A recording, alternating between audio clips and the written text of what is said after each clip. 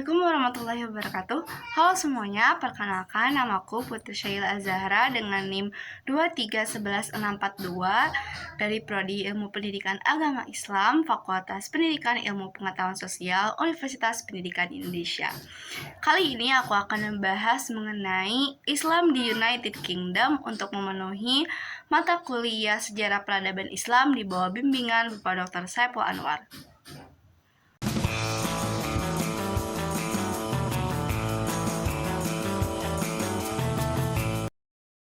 Sebelum itu, aku akan menjelaskan mengenai demografi negara United Kingdom.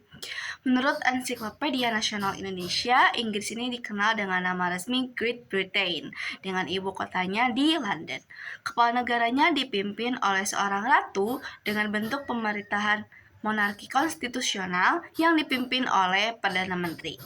Negara Inggris memiliki luas sekitar 243.610 km persegi dengan jumlah penduduk sebanyak 67.791.400 jiwa.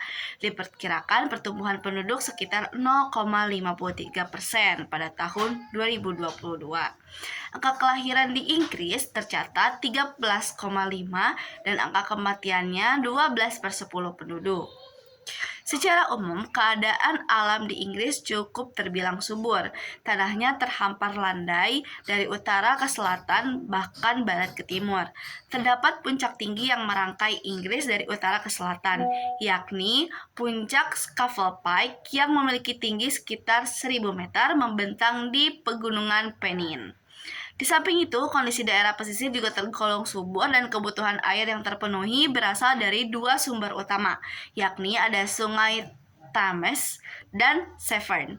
Semakin ke utara, dataran ini semakin landai dan membentuk daerah rawa The Wash di tepi laut utara. Akibat arus panas dari Samudra Atlantik Utara, suhu di Inggris tidak terlalu dingin. Suhunya berkisaran 4-6 derajat Celcius di musim dingin dan 12-17 derajat Celcius di musim panas. Selanjutnya ada sejarah masuknya Islam ke United Kingdom. Masuknya Islam di Inggris tidak jauh berbeda dengan Prancis yang berawal dari kaum imigran.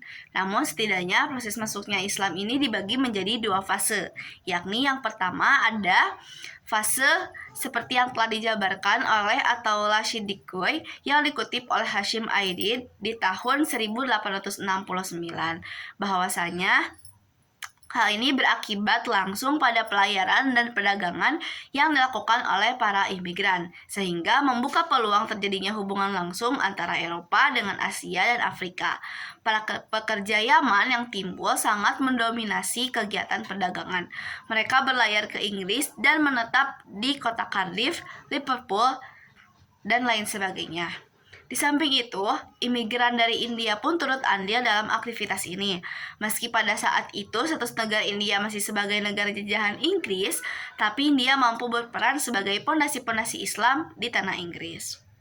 Fase yang kedua yaitu fase imigran Muslim yang mulai berdatangan pasca Perang Dunia Kedua, yakni terjadi lonjakan yang begitu signifikan imigran asal India dan Pakistan karena adanya kepentingan akan buruh dan tenaga kerja bangunan yang kala itu berkembang pusat di United Kingdom.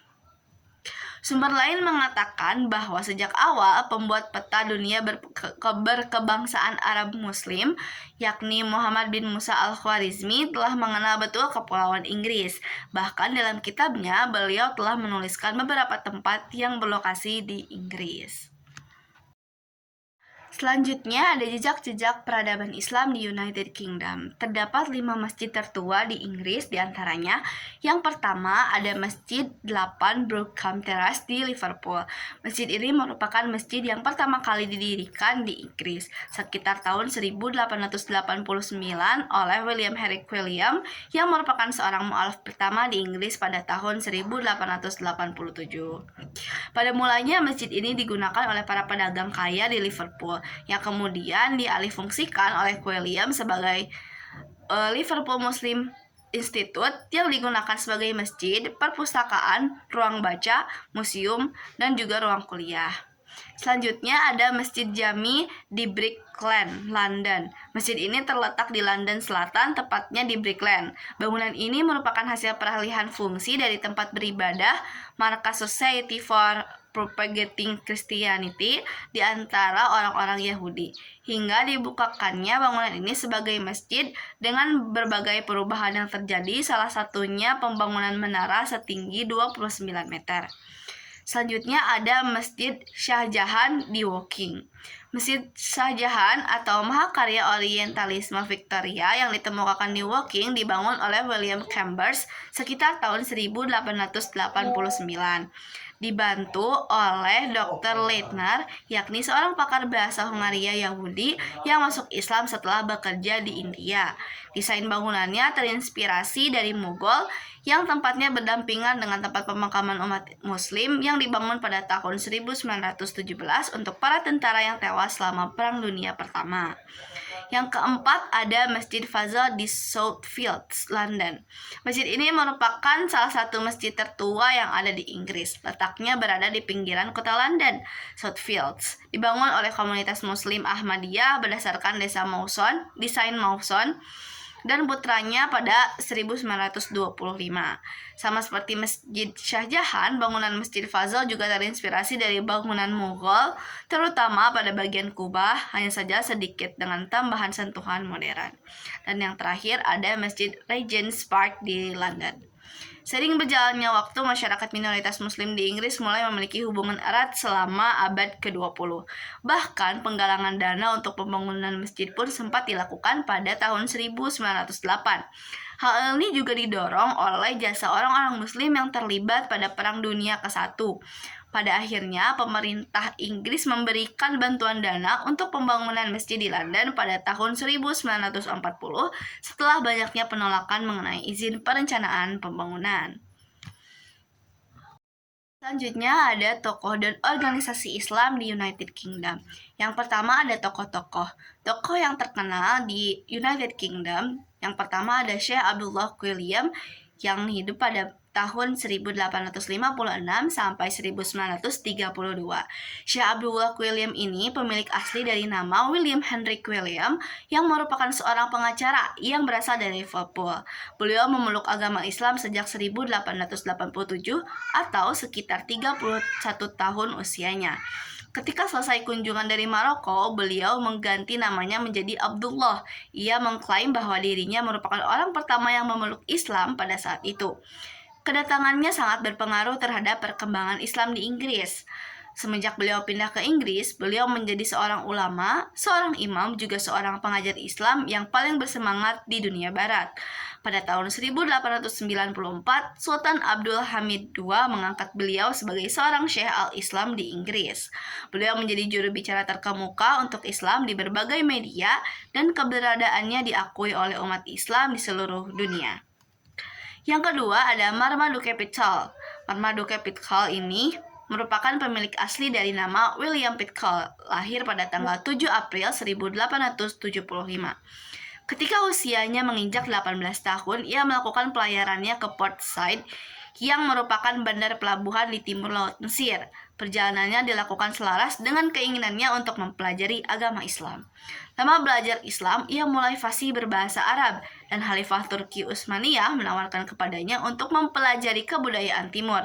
Pada tahun 1917, beliau resmi menjadi seorang mu'alaf dan mengganti namanya menjadi Muhammad Marmaduke Pitkal. Setelah masuk Islam, ia mengabdikan diri dalam pertumbuhan keagamaan dan giat melaksanakan dakwah Islam. Yang kedua ada organisasi-organisasi Islam. Organisasi keislaman di Inggris sudah mulai tersebar luas di penjuru Inggris. Bahkan hingga saat ini tercatat 200 organisasi keislaman lokal yang berbentuk di Inggris. Yang pertama, contohnya ada Alawiyah Zawiyah. Alawiyah Zawiyah ini merupakan organisasi keislaman pertama yang dibentuk oleh Inggris. Organisasi berfungsi untuk melayani perekrutan Yaman dan Somalia di Eden. Di tahun 1889, terdapat sekelompok muslim yang memprakarsai pembangunan masjid di pinggiran kota Inggris. Hingga pada saat masjid pertama dibangun, pemerintah memberikan bantuan dana untuk masyarakat muslim agar bisa membangun masjid. Yang kedua ada Liga Islam Ahl al-Bait Dunia atau WABIL. Liga Islam ini merupakan organisasi Syiah internasional yang berkantor pusat di London dan memiliki banyak cabang di berbagai negara. Organisasi ini berfungsi untuk mendokumentasikan pernikahan dan perceraian, memberikan pendapat marja al-taklid atau sumber rujukan, mengumumkan awal dan akhir bulan Qamariyah, menyediakan guru dan pemuka agama bagi masyarakat Syiah, membutuhkan bantuan untuk korban bencana alam Syiah, termasuk distribusi pembekalan zakat, bantuan untuk siswa belajar di sekolah-sekolah Islam di Qum, Najaf, dan tempat-tempat lain, dan menanggapi prasangka dan propaganda permusuhan sama dengan non-muslim serta muslim sunni. Yang ketiga ada Dakwatul Islam. Dakwatul Islam merupakan organisasi muslim Bengali yang berfungsi untuk mengadakan pengajian terutama tafsir di beberapa masjid, mengadakan pendidikan agama tingkat elementer untuk anak-anak, mendirikan toko-toko buku yang menyediakan berbagai literatur Islam dalam bahasa Bengali dan Inggris, membangun pusat training imam dan dai, dan membangun sebuah masjid megah dengan biaya 3 juta pound sterling. Selanjutnya ada tentang kehidupan umat Islam kontemporer di United Kingdom. Yang pertama ada keseharian umat Islam. Masyarakat muslim di Inggris setiap tahunnya memiliki peningkatan, bahkan lebih dari 3 juta orang atau 5% dari penduduk Inggris beragama Islam. Mereka tersebar di berbagai wilayah di Inggris, namun mayoritas muslim menetap di London dan sekitarnya. London juga menjadi sasaran utama kaum terpelajar di dunia, termasuk para muslim di Indonesia. Masyarakat Inggris juga para imigran yang tinggal di sana banyak mengajarkan nilai-nilai keislaman di rumah mereka sendiri karena ketersediaan sekolah yang berbasis keislaman sangat jarang ditemukan. Seperti masyarakat lokal pada umumnya, mereka sering berkumpul di tempat terbuka, melaksanakan pendidikan formal seperti biasanya, bekerja dan berkumpul di tempat terbuka, melaksanakan pendidikan formal, dan lain-lain. Ketika waktu sholat tiba, sebagian dari mereka melaksanakannya di rumah masing-masing, namun ada juga yang melaksanakannya di taman, di tempat-tempat yang memungkinkan untuk sholat, untuk melaksanakannya di masjid sekitar. Seperti Masjid London Central yang menjadi pusat kebudayaan Islam di Inggris, masjid ini didirikan sebagai penghargaan bagi umat muslim yang telah membela sekutu di Britania Raya. Bahkan tak heran jika masjid ini selalu dipenuhi oleh masyarakat, terutama pada sholat Jumat. Yang kedua ada problematika kehidupan umat Islam. Tantangan yang terasa dalam pendidikan agama bagi generasi muda muslim yakni tentang adanya kesenjangan generasi. Pasalnya, masyarakat Inggris berpikiran bahwa para imigran yang datang pasti beragama Islam, dan hal tersebut menyebabkan kaum muslim mendatangkan para imam masjid dan pengajar dari kampung halamannya mereka semula.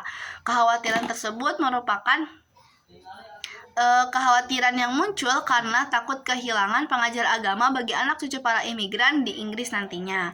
Ketika anak cucu imigran mulai tumbuh di lingkungan Inggris, mereka juga mengalami perkembangan dalam segi bahasa, pergaulan, dan strategi pembelajaran. Sedangkan para imam dan ustadz yang diberikan tanggung jawab untuk mengajar masih menggunakan metode-metode terdahulu atau bahasa asing lainnya yang menyebabkan para generasi muda muslim di Inggris merasa frustasi. Alhasil, pemahamannya tentang visi dan misi Islam tidak terrealisasi dengan baik. Selain itu, tantangan juga dirasakan tentang adanya kondisi kesehatan mental yang cukup krisis. Pada masyarakat muslim di Inggris masih merasakan adanya Islamofobia dan rasialisme. Mereka merasa ketakutan, curiga karena identitas mereka yang dikenal sebagai imigran. Sehingga tak jarang jika di antara mereka menutup diri dari berbagai hal seperti hubungan, seksualitas, ataupun cara mereka hidup berkeluarga. Dari pemaparan yang telah dijelaskan tadi, bisa disimpulkan bahwasanya negara United Kingdom ini merupakan negara yang cukup familiar dengan keislaman. Keberadaannya pun dianggap baik oleh pemerintah Inggris meski populasi masyarakat muslim terkategorikan minoritas, namun semakin perkembangan zaman justru penduduk muslim di Inggris semakin bertambah. Alhasil, Muslim di Inggris bisa menempati agama mayoritas kedua setelah Kristen dengan jumlah penduduk lebih dari 3 juta orang. Islam memberikan pengaruh baik bagi perkembangan Inggris dan turut serta berkontribusi dalam berbagai hal. Jasanya yang paling dikenal ketika masyarakat Muslim yang turut membantu membela dari sekutu dan gugur pada Perang Dunia ke-1. Namun, masyarakat Muslim di Inggris juga masih merasakan adanya kesenjangan generasi sehingga masih belum bisa bebas beraktivitas sebagaimana masyarakat lokal. Nah, dari pemaparan di atas diharapkan dapat memberikan wawasan baru dan ilmu yang bermanfaat serta perlunya pengkajian ulang mengenai kondisi Islam di United Kingdom hingga saat ini. Mungkin cukup sekian yang dapat saya sampaikan. Terima kasih yang sudah menonton. Semoga bermanfaat. Wassalamualaikum warahmatullahi wabarakatuh.